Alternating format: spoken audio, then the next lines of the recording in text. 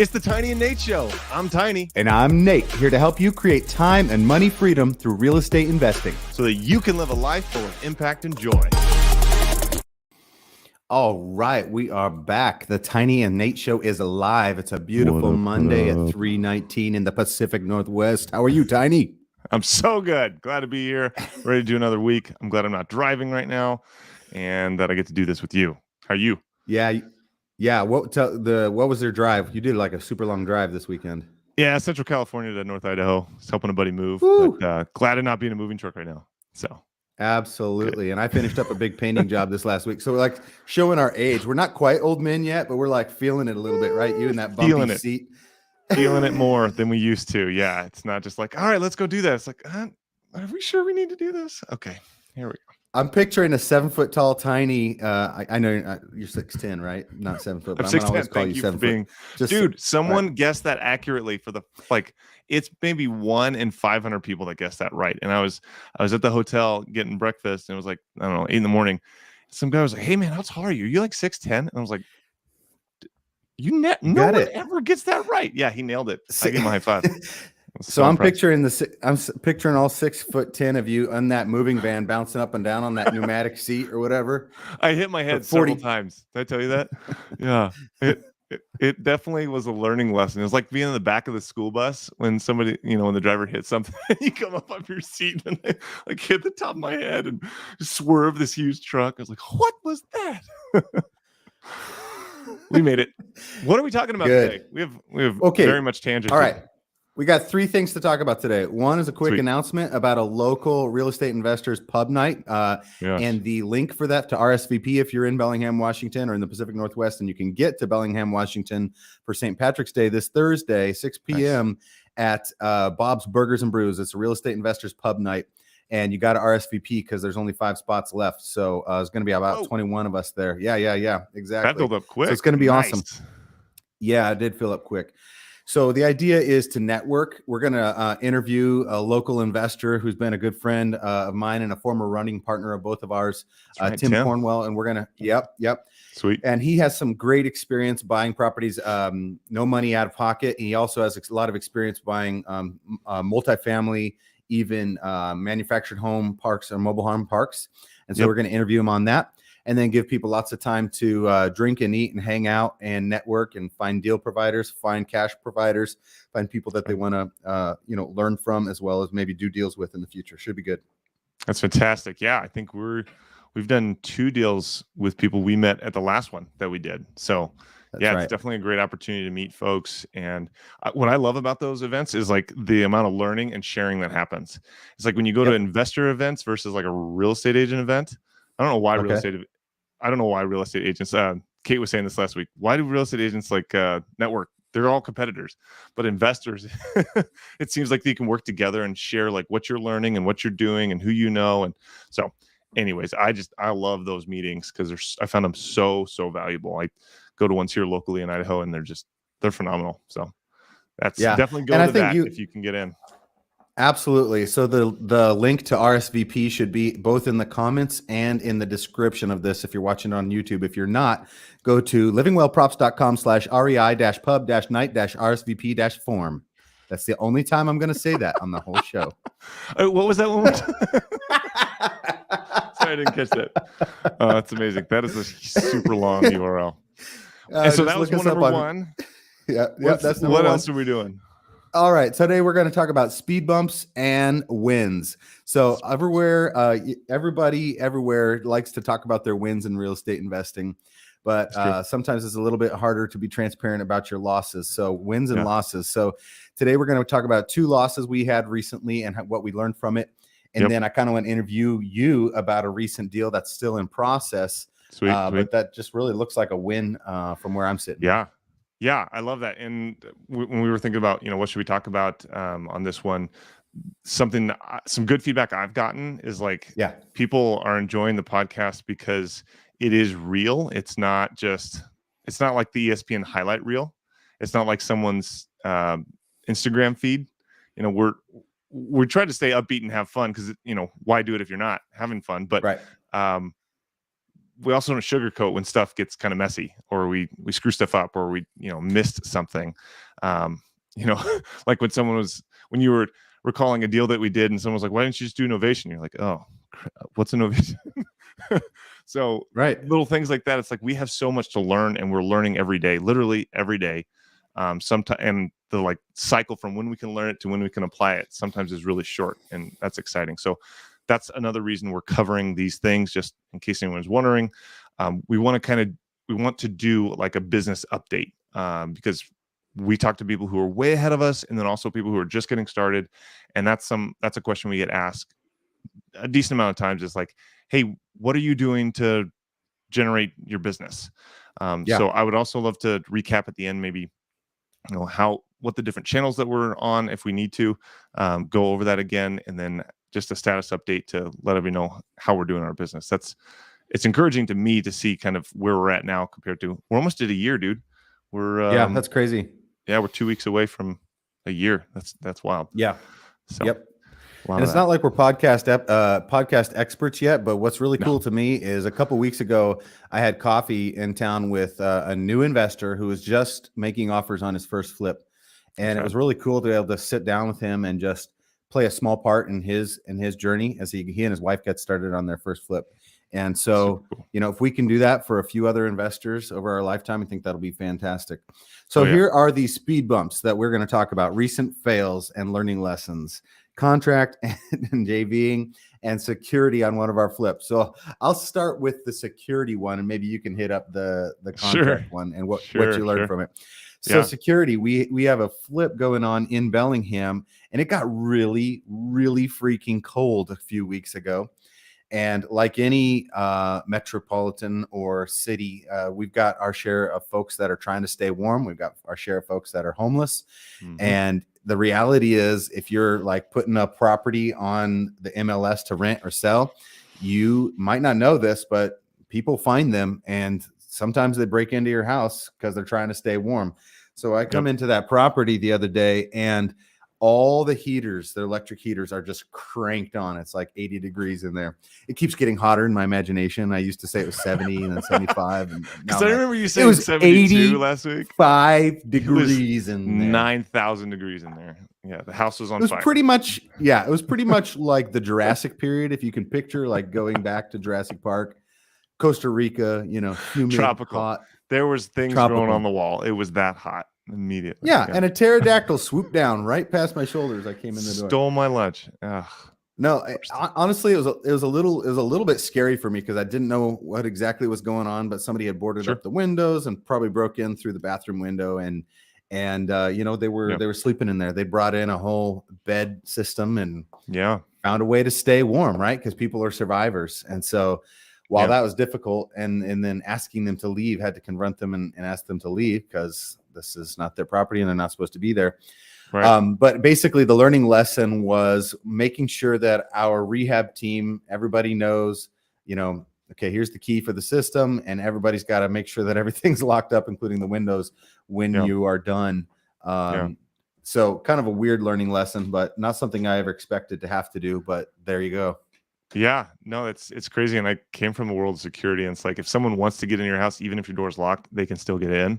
But not to scare anyone, but just the thought of like, when we're in these, it definitely made me think of physical security around our flips, especially when it comes time to like putting in appliances, or if we're going to have a bunch of, copper piping or a new panel of some kind. It's like, there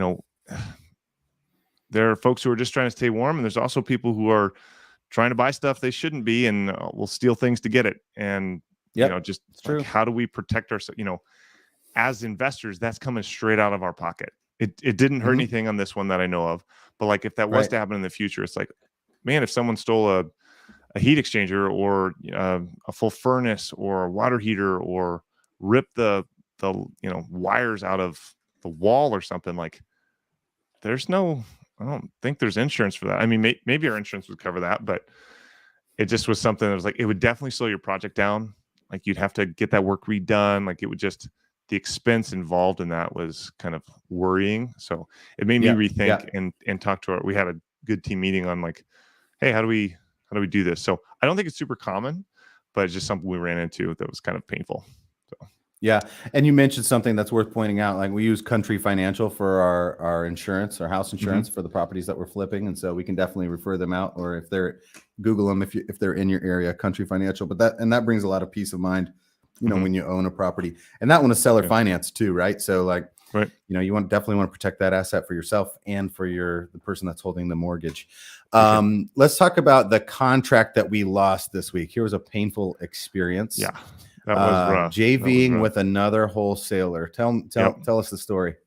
So never done that before, and kind of for this very reason, because when I don't know, you can't control what other people do, and when you're further away from a contract, you have even less control.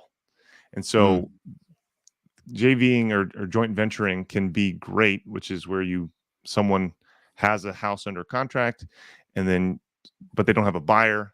And then maybe as a wholesaler, you go, well, I have a buyer. We can work together and split the profits from this.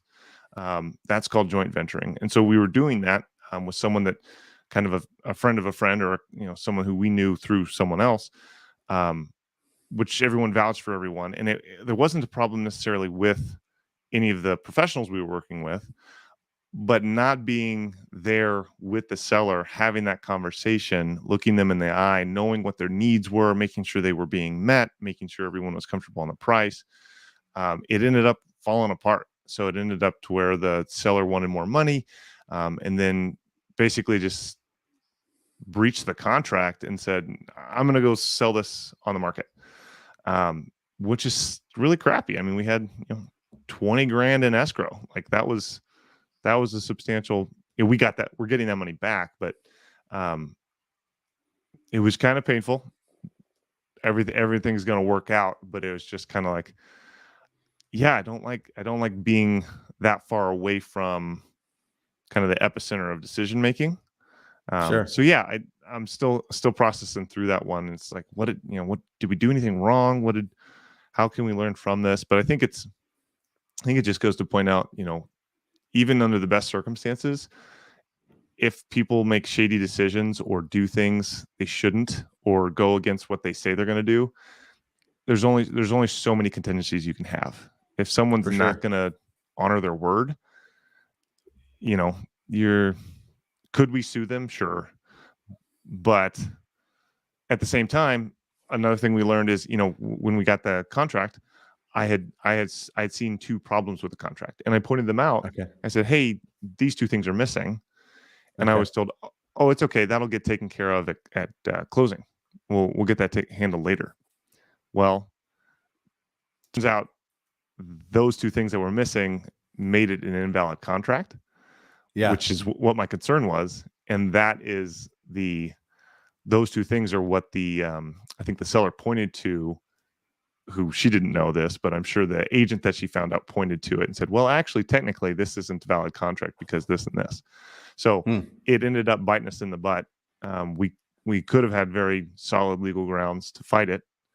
Not that we'd necessarily choose to, but if those two things were done properly, and we not putting the contract together, I didn't have control over that. And so that was a learning lesson for me. Is like, hey, if you aren't going over this yourself with a seller, or someone in your company's not doing it, you have to triple check and make sure that everything was done properly.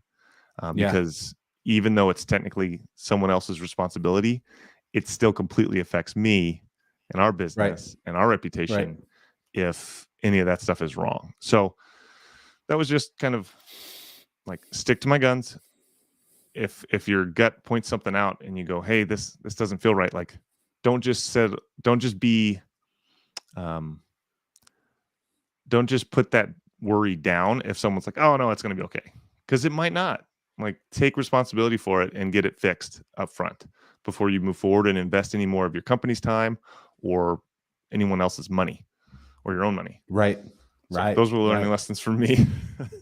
Yeah, because our buyer was a friend, and he put his earnest money in. We had our earnest money in. Now we will get that all back, but that money is tied up for a period of time, so that's a loss. Our money for inspection is a loss. Right. The probably the biggest loss for everybody though is the opportunity cost of the time, don't you think? Right. Yeah. Huge amount of time has gone into that, from just communication and coordination and inspection and just all the things. So you got to go through all those steps. Yeah. So it doesn't Yeah. happen often for something to fall apart. Like, I can't remember the last one that fell apart this far in, but Yeah. it does happen. So yeah, absolutely. Yeah. So I mean, I'm from my perspective, you saw both of those things, which is impressive. You're a realtor. I am not. So especially like the legal description, you noticed that was missing, and that the idea was, that can be added as an addendum later. But the reality was that was one of the grounds that they used to not go through with the contract. So basically, one of the saving graces from that though was our buyer. We were able to find him another property in the Pacific Northwest.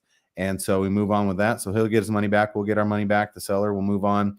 Ultimately, the agent that was involved on the other side, we now know not to do business with that person, which is an unfortunate side effect of this. Yes. But the other thing that's worth noting is, for me, holding everything in this business with an open hand like this. Oh man, so true. You know what I mean? So true. Yeah, we do like very, very minor pre-celebrations. Like, hey, this could be awesome. Everything's a could be. Might be. Right.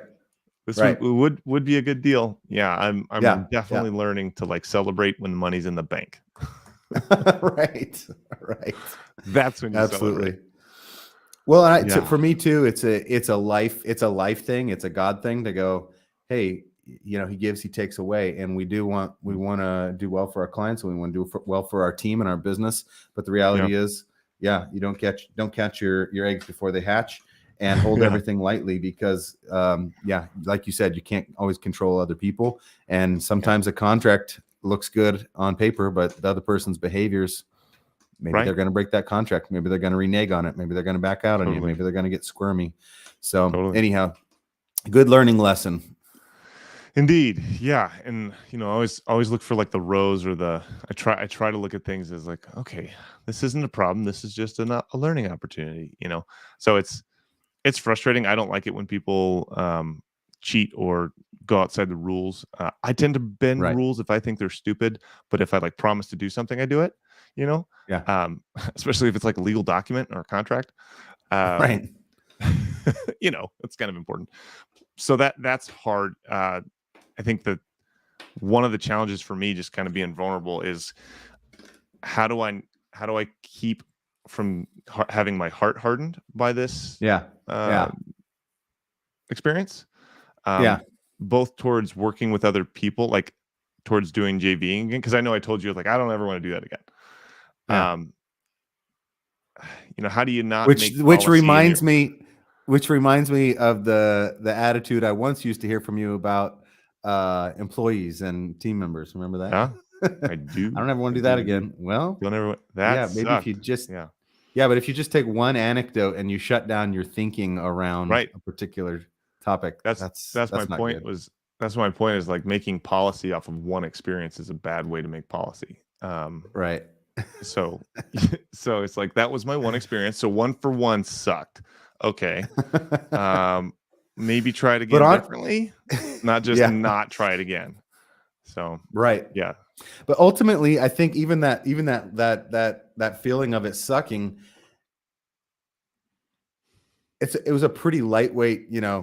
Nobody got sued. We didn't have to pay a lawyer to go sue this other realtor. Blah blah blah. And we're just kind of letting it. We're taking our hands off and letting it go. So I think there can be. I've heard it said by people further along in the business, it's in real estate, that it's not if you're going to get sued, it's when you're going to get sued. Yeah. So luckily, that's not part of this story. So that's good. That's true. So let's switch topics here. Let's go from fails and learning lessons. By the way, a great book on learning lessons and learning from fails is Sometimes You Win, Sometimes You Learn. Have you heard of that book? I have, and I love that concept. It's very similar to what my dad's taught me growing up. It's like, nothing's wasted. Like, God doesn't waste anything. Everything you go through and learn is a learning opportunity for something else. But that's a very true principle. Sometimes you lose, sometimes you learn. Yeah. Yep. That's a big John Maxwell Sometimes book. you win, Number one. sometimes you learn. Yeah. Sometimes win, sometimes you learn. That's right. Yeah. Yeah. That's good.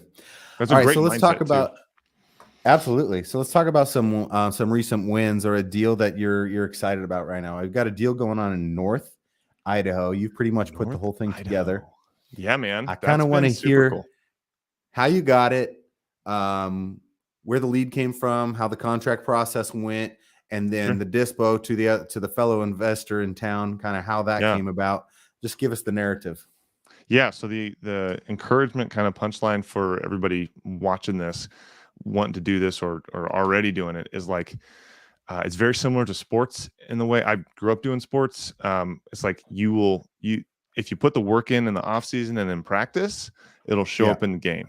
So like if you start to, I'm going to work really hard in the game, like you've already lost. You put that hard work in the off season and training, so that, you know, when you go to take the test, you studied so hard that like the test is easy. I'm finding real estate to be very similar to that when it comes to putting together deals. So like with this one, you know, we've got the deal from our cold caller. So we've got John, he's calling thousands and thousands of numbers like all the time, and got somebody who had a piece of property they'd be interested in taking an offer on. So went from that initial cold call to then a follow-up call with me, and probably like 3 or 4 more calls after that, building rapport. Then I went and visited them in person, toured the property, and then made sure I understood exactly what they were trying to get. So I really understood, you know, hey, they've got these needs that they need to monetarily get out of the property. They've got this timeline that they're working with, and this is what a win would be. Okay, great. So, you know, put a contract together, sent it over. It got rejected, and it almost died right there. It was like, yeah, that we talked about it, and I know we thought that was a good offer, but we just really can't do that, and really appreciate your time. You know, it was like, okay, hold on. I actually had to say that. I was like, hold on, wait, that's cool. So usually you say like, this works, or if it doesn't work, then we figure out a price that does work. He was like, oh, okay. So just not like taking thanks, but no thanks, and just shutting it down, just kind of like continuing to work through like, okay, well, what's this going to take to work for you guys? Maybe we can change something around. So, and just having a great open dialogue, and then not being like, I'm going to write down a number, you tell me if it works. None of that stuff. Like just being a real person, you know, and getting to know them, being able. So what I love about constantly learning and being a lifelong learner is you're not just adding value to yourself, you're adding value to everyone around you. And so, you know, getting my license, understanding more about investment over this last year is helping me a tremendous amount in our business, but it's also helping the people I work with. For example, this seller, even though I'm not her agent, I'm not representing her in any way. I'm representing me buying this property. She calls me with real estate questions. She's like, hey, how does this work? You know, what about 1031 exchange? I read something about that. Yeah, let's talk about that. And so being able to, knowing their situation, going, well, hey, you want to pull this amount out, like here's what's going to happen if you do that with the 1031. So, oh yeah, I don't want to do that. And with the caveats and the like, hey, I'm not a financial advisor, I'm not an accountant, go talk to those. Being able to refer her to an accountant, that was super cool. Yep. Who I met here through a local network. Awesome. But yeah, that's going well. Just being able to buy their property and then putting in the work ahead of time, really understanding that property, really understanding the seller, and getting them a number that they're going to be very happy with and taken care of, and they feel great about. Also, at the same time, I've spent the last 8 months building an investor network here locally in my new hometown, going to lunch with people, spending stuff, going to investor meetups, having coffee, really getting to know a small group of investors who I can trust, and there's probably plenty of people I've met with who I'm not going to do deals with, but laying all that groundwork so that when I had the deal, I printed up a little flyer. I took it to the investor meetup, and I walked out of there with a sold property. Right. It was awesome. Like I had it dispoed in 45 minutes, from the Right. time I showed up. So you wholesaled this deal. I wholesaling it to Flip the another. contract. I flipped the contract to another investor, who's we're going to partner with to do that. And it was so awesome though, because I had everything that they needed to make a good decision. And so What does that mean? that felt really good. What does that mean? As an investor, I know all the things you need to think through to figure out, is this a good investment or not? Is this going to cash flow? What are the potential exits for this? Should I scrape what's on the property and start over with stick built? Should I keep what's on there and renovate it and rent it? Should I, what are the different things that you could do with this piece of property? What's the highest best use? What's a backup plan? Thinking through all that stuff to where you can go, hey, here's some options. This is what we think would be the best use based on these factors, but this would also work. If you're going to do that, look for these CC&Rs, so like really knowing the deal. Yeah. Okay. So I think there's a few things to point out there. One is, because you're flipping properties and because you're buying and holding multifamily and because you're a realtor yourself and because you've done wholesale deals, you look at that contract, that property, and that seller and that future buyer differently than maybe somebody that just does one of those things. So I think that's worth pointing out. And then the second thing is, you found the ex-husband with a gun. This is going to be my new. This is going to be my new term for the deep pain or the problem that someone's actually trying to solve with their property. So remember in Bellingham? That's what I thought you were talking about. I was like, wait a minute, that's another deal. I know. Well, so I'm going to use it as a icon or as a placeholder or as an archetype for always find the ex-husband with the gun. So what I mean by that is we had a property under contract in Bellingham, and what we discovered was that there was an ex-husband squatting in the house, and that he was he carried a weapon with him. And so basically that seller, little lady, her big deal was, help me deal with my husband who's squatting in this house inappropriately and who carries a gun. And so her deep pain was not just the house. It was something else that we had to discover over time working with her. Was there something in this particular property, or was it just kind of, was there an ex-husband with a smoking gun? Or was it more just getting them what they wanted rather than solving their pain? I think it was, so based on their history, like they don't have anything against real estate agents, but I think they prefer to to buy and sell stuff off market. They've done it several times. Yeah. And I think the convenience factor, because they've got a lot going on and they kind of travel for work, and they also wanted to have extra time. So they had a timeline that they were working with, because they had to accomplish some things that were set in stone. So it's like, okay, well, we can be flexible to like hand make or custom make a contract that fits all of these needs just right. Right. And then, so I think being willing to do all that and to work with them on price, and come up from where we were originally at, and do our homework on the property, like they're making buku bucks on this thing because the market's appreciated so much. Right.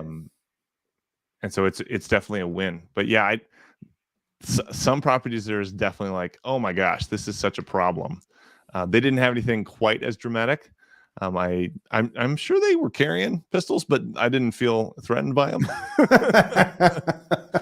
That one in Bellingham was hairy, to say the least. Yeah, for sure. I remember saying like, dude, I don't want to get shot today. Like, is this a good idea?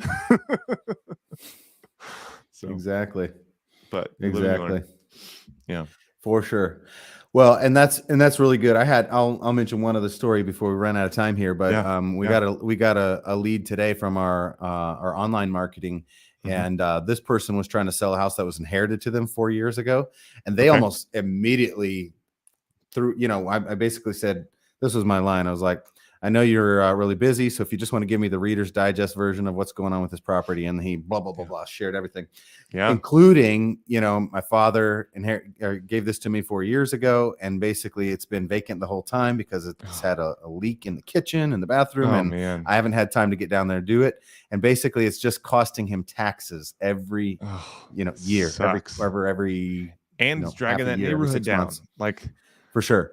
Yeah. That's painful. And it's a nice little neighborhood. So this property has just been a burden to him, let alone the emotional and time and mind burden when I got to get down there 4 hours away and fix up dad's old property. Right. And so he basically just let us know that was his ex-husband with the smoking gun was the taxes and the timeline, right? It's April. The taxes are going to come due again. And so he needs to sell that bad boy before he has a big old bill on his hands. That's right. Maybe next week I'll let you know how the contract and dispo process goes with that, or if we're going to take it down and keep it as a rental. But always find the ex-husband. That's right. Ex-husband with the gun. What is it? Who's squatting in the closet. There's some context there that's needed. Yeah, we'll leave that word picture there for you. That's if you just came in on the podcast, make sure you go back a few minutes. Today we're talking about. Oh man, so good. Fun stuff. Do we need to cover any what we're doing these days in our business, or do you just want to save that for another one? What's on your mind? What are you thinking? Well, I don't know. There's so many places you can start in wholesaling or investing. Like I was talking to my mom yesterday about getting into investing, and I realized probably scared the crap out of her because it's, there's so many things to think about. There really are. And so thinking through the folks who are watching this or paying attention to this, what would be useful to them to know where we started to where we are now. You don't have to start with all the things. You can start with one, but just giving people some encouragement and light at the end of the tunnel. Well, at least partway down the tunnel of where we're at now. We have a cold caller who is doing direct to consumer. So we're looking for off market properties. We want to have both, right? We want to have both on market properties and off market. For on market properties, we've got a VA who reaches out and connects us with real estate agents with properties that need to be flipped. So they're not beautiful, brand new, been on the market for 2 hours. We don't make offers on those. We make offers typically on properties that have been on for a while and there's something going on that they're not selling well. Those are where we can add a lot of value. So we're doing that. That's extremely successful, I would say, for the amount of money it costs us to do it from a marketing perspective. We also do direct to consumer with the cold calling and looking on platforms like Facebook and Craigslist for folks that are renting properties, making offers on those properties. Because sometimes if they want to rent them, they don't really want to rent them. They just need a source of income and they're kind of tired of it. So sometimes that works out. And then with direct to consumer, finding these off market properties and then just digging for pain and solving problems. So that's going well. You're constantly meeting with people, keeping you kind of. That's probably a podcast for another time of how we have our business structured. But finding a partner, plug in rocket fuel here. Read that. If you're doing this without a partner, it's probably possible. But we found that it works so much better when you find someone who has complementary skill sets that are not identical to yours, but that can do things you're not great at or don't love, and you guys can work together like we do. It's just so much more powerful. So much more powerful. I want to say something. I want to say something about you said it's very complicated, and it is and it isn't. So one of the things that's been helpful to both of us along our journey in this first year of investing has been to divide the business up into its 4 component parts: administration, lead generation, acquisition, and disposition. If you're going to wholesale, right? Then of course there's flipping, and then there's buying and holding. There's other elements to that. But but before you can flip or before you can buy and hold a multi-piece of multifamily, you still got to have administration taken care of. So we use Prime Corporate Services for our entity structuring. We use and so that's an admin side. Then on the lead gen side, you've already named I think 3 of the main ways: working with on market, working with PPC or pay per click, digital leads, and where people find us online, and then working with a cold caller to find folks that are basically talking to people interested in potentially taking an offer. So those are our three main lead gen sources. And then from lead gen, it's acquisition, actually getting the contract. And then from there, once that contract is in place, getting it over to title and escrow. And then from there, making sure that if you're going to take it down, that you have your hard money or private money or cash in place. Or if you're going to wholesale it, building a buyer's list or a buyer's network, like you just, you walked into that pub, had a great property in hand, and you were able to dispo or send that over to another, assign that over to another investor.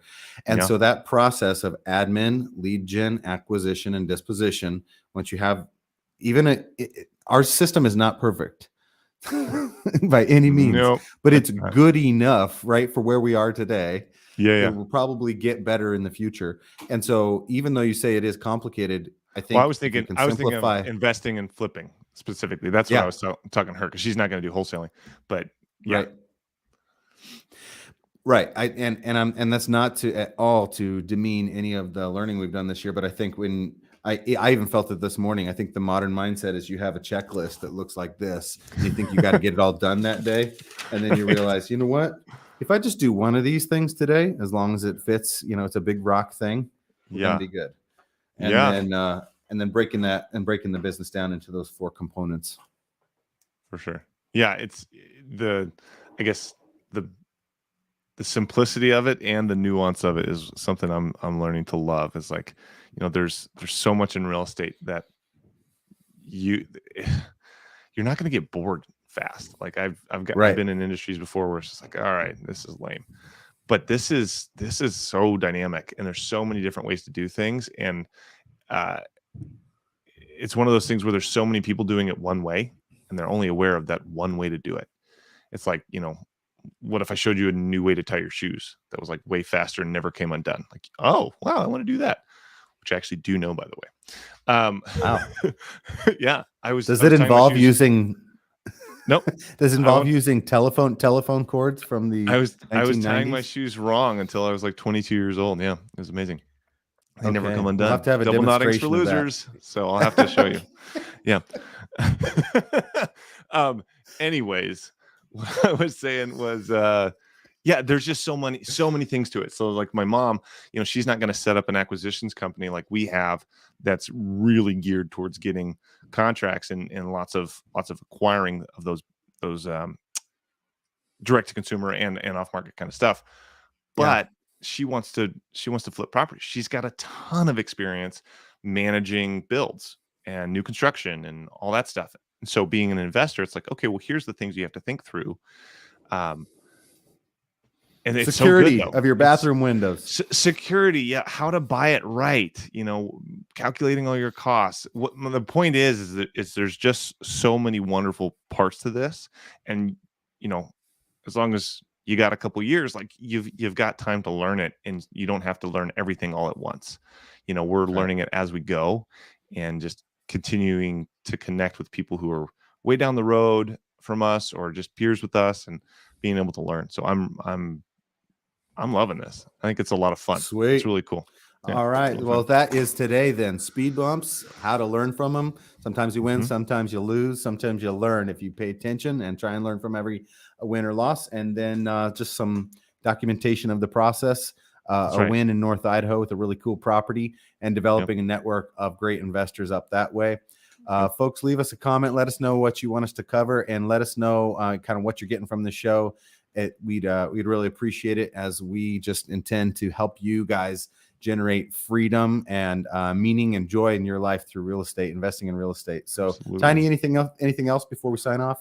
No, I would say just double down on that. If you guys if you're getting value from this, you can like it, subscribe, all that stuff, which I never do when I watch something. I probably should, but really do comment. Let us know what you want to know from this. It's like, hey, if you have questions, ask them, please, because someone else is probably thinking it. They're just too lazy to type it. So take 10 seconds and type it, and we'll talk about it. We're doing it for you guys. Like we talk to each other all the time. So we're doing this for y'all. So if there's something you want to know or a question you have, ask, and we'll read it and answer it best we can. Awesome. And if you're in or near Bellingham, Washington, and you want to come to our Real Estate Investors Pub Night this Thursday, that's St. Patty's Day, 6 p.m., Bob's Burgers and Brews in Barkley. Bob's Burgers, Brews, and Barkley. All right. And what URL can they go to find this? I told you I was only going to read it once. livingwellprops.com/REI-pub-night-RSVP-form. There you have it. There's 5 spots left. So the RSVP form for that is in the description or in the comments if you're out there and you want to meet up with other real estate investors actually doing the business in Bellingham. There you go. And if it's full when they go to look, can they just crash the party anyways? Well, I guess they could try and, we're going to be in one of the rooms at Bob's Burger. So maybe they could just hang out and get a burger or a brew outside the door and try and push their way in whatever. That's right. Whatever. Yeah. It's very exclusive. So very exclusive. Very awesome. Exclusive. Tiny. All right. We'll see you on the next one. See you on the next one.